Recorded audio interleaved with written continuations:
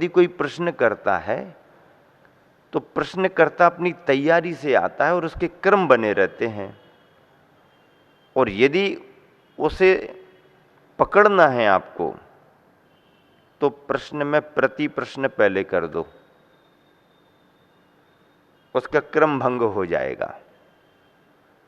फिर वो कहेगा नहीं नहीं हमें और पूछना है, हाँ उत्तर सब देंगे लेकिन पहले तुम मेरे प्रश्न का उत्तर दो। महाराष्ट्र की बात है, मैं एक गांव में था, शांतिनाथ जिनालय था। मैं और एलक जी दोनों मंदिर में ही रहते थे। आहरचर्या से वापस आए, सामायिक हो गई। सामायिक के बाद में हम लोग अपने पढ़ने के लिए बैठ गए। अब वो समय थोड़ा सा एकांत जैसा रहता है, किसी का आवागमन नहीं होता है। हम लोग अपना स्वाध्याय कर रहे थे। एक व्यक्ति अकेला चुपचाप ऐसा देख करके कि अभी कोई नहीं है आ गया। एक थैली लिए था, उसमें 2-4-6 पुस्तकें भी रखे था। आकर के बैठ गया। वो कहने लगा कि मैं आपसे कुछ चर्चा करना चाहता हूं। क्या कहने लगा? कि मैं आपसे कुछ चर्चा करना चाहता हूं। तो उसके हाव भाव को देख करके, उसकी अनुमान के रूप में तैयारी को देख करके मैं समझ गया कि आदमी स्वाध्यायी होगा और कुछ तैयारी से पूछने के लिए आया है। और मैं ये भी जानता हूं कि ऐसे लोग समझाने के लिए आते हैं, समझने का उनका दृष्टिकोण नहीं रहता। तो जैसे ही उसने कहा कि मैं आपसे कुछ पूछना चाहता हूं, तो मैंने कहा कि वो तो ठीक है, आप पूछ लेना, पर आप मुझे ये बताओ कि आप कुछ समझने के लिए आए हो या कुछ समझाने के लिए आए हो।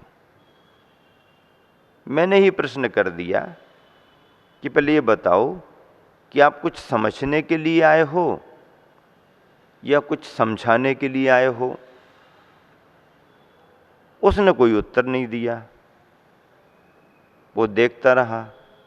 तब मैंने फिर प्रश्न कर दिया कि सुनो, यदि तुम समझने को आए हो तो मैं तुम्हें समय दे सकता हूं, और यदि तुम समझाने की भावना से आए हो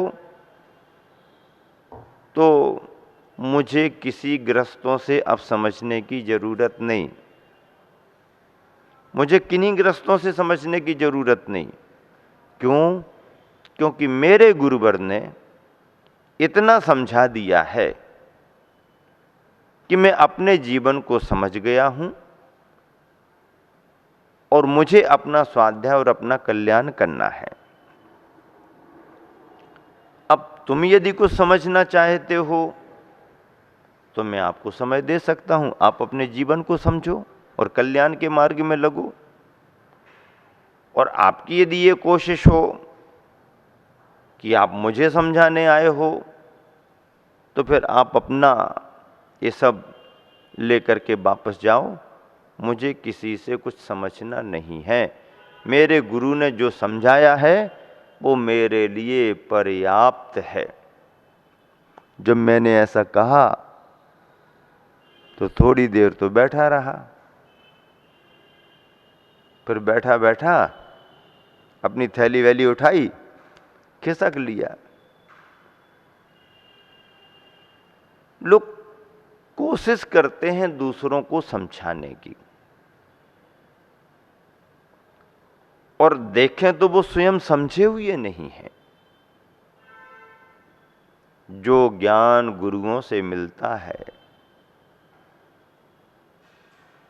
जो ज्ञान गुरुओं की करुणा से मिलता है, वो आम व्यक्तियों से कहाँ मिल सकता है। ये रागी द्वेषी संसारी प्राणी जो मोह माया से ऊपर नहीं उठ पा रहे हैं, 3 के 13 बनाने के चक्कर में सुबह से लेकर शाम तक पसीना बहा रहे हैं, क्या समय सार की बातें करेंगे। शराब का चार तो पल नहीं रहा है और समय सार की चर्चाओं में रस ले रहे हैं। तो इस तरह से यदि कोई समझने के लिए आता है तो उसे समय देना चाहिए, पर सामने वाले का अभिप्राय भी सही होना चाहिए। गुरुवर कह रहे हैं, बोलना तो सरल है पर हर किसी के प्रश्न का जवाब देना उतना सरल नहीं है। बोलना तो सरल है पर हर किसी के प्रश्न का जवाब देना उतना सरल नहीं है। अतः सोच समझकर पूर्वापर विचार कर आगम परक जवाब देने की कोशिश करना। भले ही जवाब देने में देर हो जाए पर जल्दबाजी में कुछ भी बोलकर अनर्थ नहीं करना, कुछ भी बोल करके अनर्थ नहीं करना। और क्या कहते हैं गुरुदेव, केवल लंबी चौड़ी भीड़ के समक्ष प्रवचन देने से ही प्रभावना होने वाली नहीं है। क्या बात है, माहौल को देख करके बात हो रही है। लोग जिस माहौल में ढल रहे हैं, भीड़ भाड़, टीम टाम, ताम झाम, लाव लश्कर, ये डिक्शनरी के शब्द हैं सब। हाँ, जिसके बिना रस नहीं आता है, टीम टाम, ताम झाम, लाव लश्कर। हाँ, तो केवल लंबी चौड़ी भीड़ के समक्ष प्रवचन देने से ही प्रभावना होने वाली नहीं है, बल्कि सही प्रभावना तो अपने मन पर नियंत्रण करने से होती है। सही प्रभावना तो अपने मन पर नियंत्रण करने से होती है। मन पर नियंत्रण, नियंत्रण मन पर नहीं हो पाता। गाड़ी में कितने ही प्रकार के ब्रेक क्यों ना हो तुम्हारे पास, गाड़ी में कितने ही प्रकार के ब्रेक क्यों ना हो तुम्हारे पास, पर वो ब्रेक भी तब तक काम नहीं आएंगे जब तक कि तुम्हारे मन पर ब्रेक नहीं हो। तुम्हारे मन पर ब्रेक नहीं हो। इसलिए कहा जाता है कि मन का नियंत्रण ही सबसे बड़ा नियंत्रण है। मन यदि नियंत्रण खो दे तो शरीर तो कभी भी कहीं भी धराशायी हो जाए। शरीर की ताकत तो मन की ताकत से टिकी है ना। मराठी में कहावत है, मनाचा ब्रेक उत्तम ब्रेक, मनाचा ब्रेक उत्तम ब्रेक। उत्तम श्रेष्ठतम ब्रेक तो मन का ब्रेक है। गाड़ी अच्छी है, ब्रेक बहुत है, पर मन ने संतुलन खो दिया। अब मन ने यदि संतुलन खो दिया तो गाड़ी कहीं भी गिर जाएगी, गाड़ी असंतुलित होगी। और आगे कह रहे हैं, किसी को भी उपदेश सुनाना हो तो ध्यान रहे। किसी को भी उपदेश सुनाना हो तो ध्यान रहे, उसे सर्वप्रथम संवेग और निर्वेद का ही उपदेश देना चाहिए। सर्वप्रथम संवेग और निर्वेद, संवेगनी कथा, निर्वेदनी कथा, संवेगनी कथा, निर्वेदनी कथा।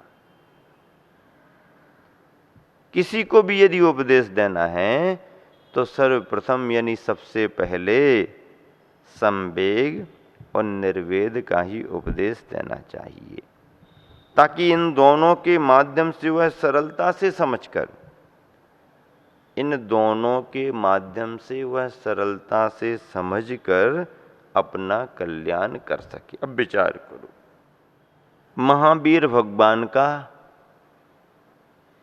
कथानक पुरूरवा भील की पर्याय में है।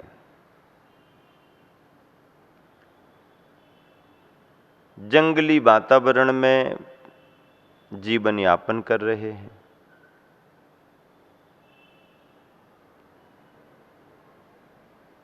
वही शिकार करना, पेट भरना, उदर पूर्ति करना रोज का काम है। जंगल के रास्ते से सागरसेन महाराज जी निकल रहे हैं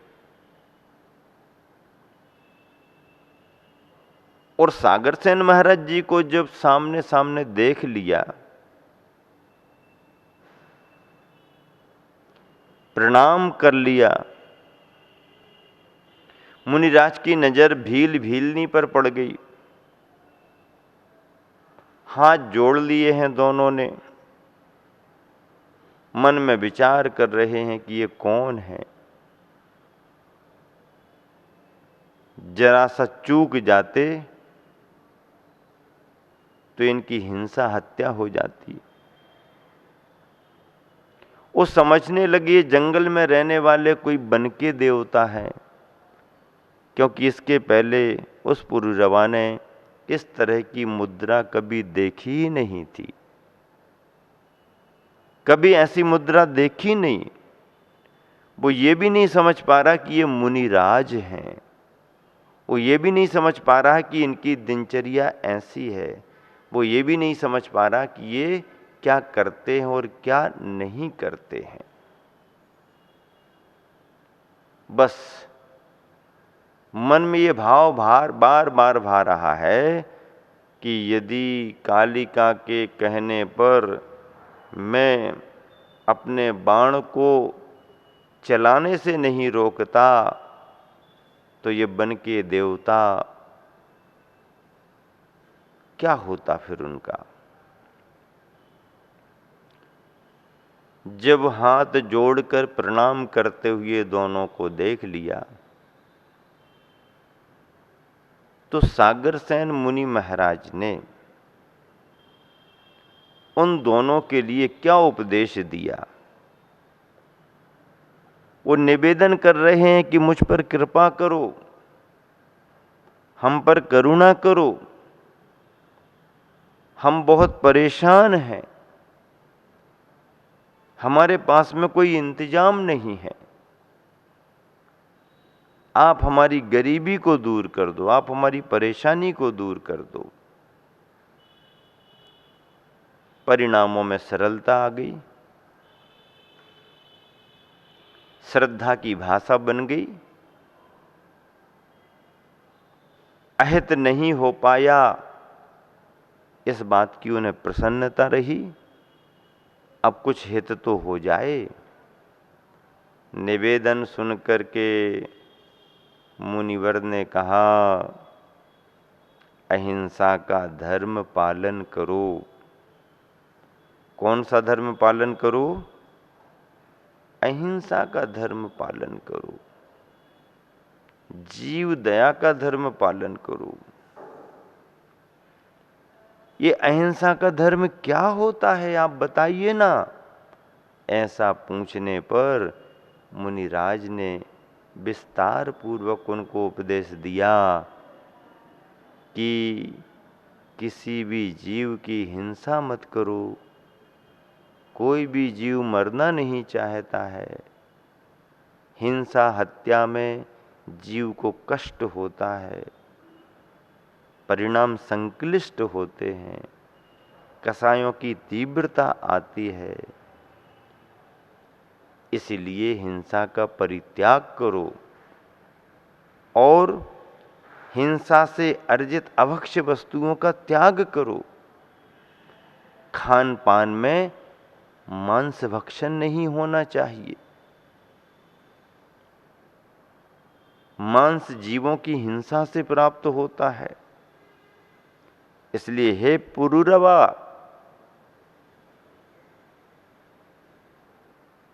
हे कालिका, तुम दोनों अहिंसा का व्रत पालो। अहिंसा का व्रत हमारे लिए कठिन हो सकता है। आजीविका के कोई साधन नहीं है, खेती बाड़ी नहीं, दुकानदारी नहीं। हम तो जंगल के निवासी हैं। जंगलों में जो मिलता है उसी से अपनी पूर्ति करते हैं। जीव हिंसा पर आधारित हमारा भोजन है। यदि शिकार करना बंद कर दें तो पेट भरने के लिए हमारे पास कुछ नहीं है। यह सब सुनते समझते हुए भी मुनिवर ने अहिंसा की ही प्रेरणा दी और उन्हें अहिंसा के लिए प्रेरित करके मद्य, मधु, मांस के त्याग का नियम दिया। मद्य, मधु और मांस तीनों मकारों का त्याग करने का नियम दिया। बड़ी श्रद्धा से दोनों भव्य प्राणियों ने उस व्रत को अंगीकार किया, व्रत अंगीकार कर लिया, व्रतों का निर्दोष पालन भी किया